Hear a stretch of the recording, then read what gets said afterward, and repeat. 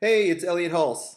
And no, that's not me. I'm actually far better looking than this guy. Real quick, make sure you stick around to the end of this video. I have a really cool gift that I want to send you. It's something that's going to help you build more muscle with less fat, and I think you're really going to like it. Also, I'd ask you to grab a pad and pen because some of the things we're going to be talking about, most people don't know. So you're probably asking yourself, what the heck is a steroid cocktail? Well, the truth is that I just thought it was a really cool name for a video about building muscle and burning fat. Wouldn't you agree? Quick disclaimer, just to satisfy all you lab geeks and internet experts out there watching this, I created this video to explain a very expansive and pretty confusing topic in a way that most people would understand. So if I fail to use the most scientifically sound terminology, don't get your panties in a bunch, put down the clipboard just for a moment and enjoy the video. Cool? Now, before we get started, I've got a really quick question for you. I know most of you watching this video are guys, but have you ever gotten PMS? What I'm talking about is puffy muscle syndrome. You see that guy on the left of your screen? That's one of my best friends, Byron.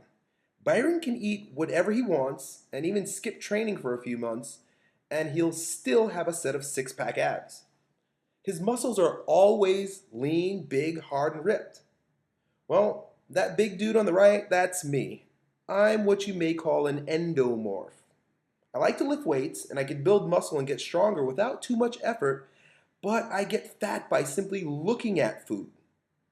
So as I go about training and eating for muscles, I always accumulate a ton of fat, and I end up with what I call puffy muscle syndrome.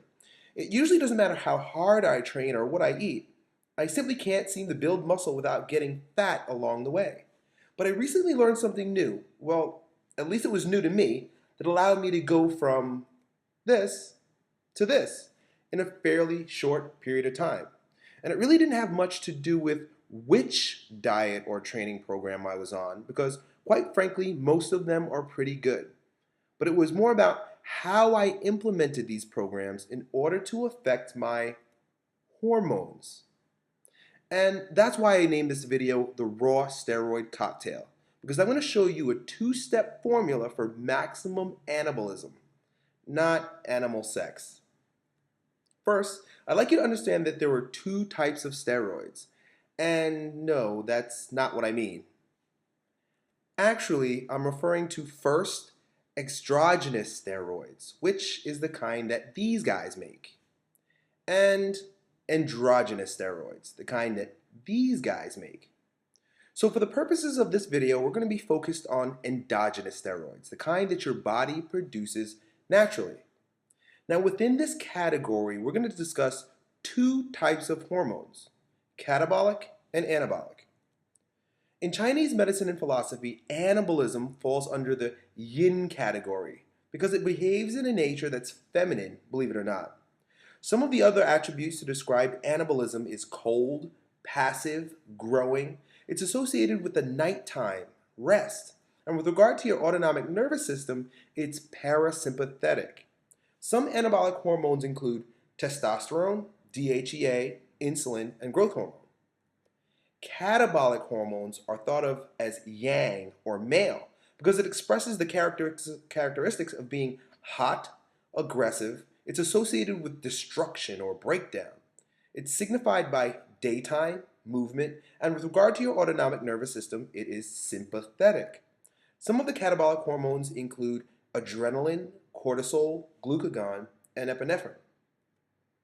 If you look at these two slides of the hormonal spectrum, you can use the analogy of yin and yang or night and day to describe their functions.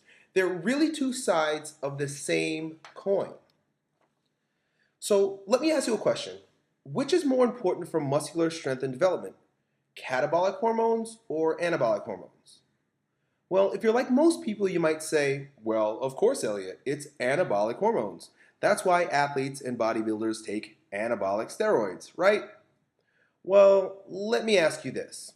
Which is more important for muscle growth, training or sleeping? Not so easy to answer, is it?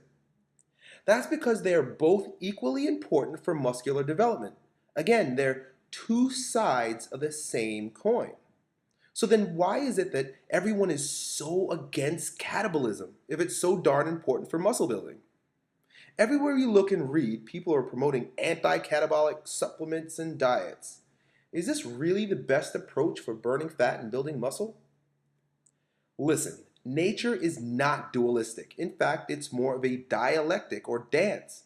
You see, up exists because there's down, summer exists because there's a winter, day exists because there's a night, man exists because there's woman, and so-called good, or that which we happen to enjoy and is agreeable to us now, was decided upon so that we can better understand so-called bad, or that which we happen to dislike at the moment.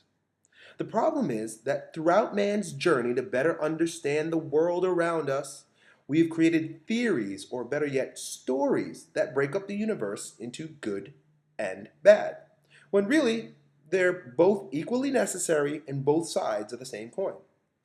Now, in the same fashion that the daily and annual rhythms take place in a predictable pattern, every time the sun goes down, 12 hours later it comes back, well, anabolism and catabolism should follow a similar pattern to allow the normal breaking down of the body, and more specifically in our case, the breakdown of fat for energy, and the building up process.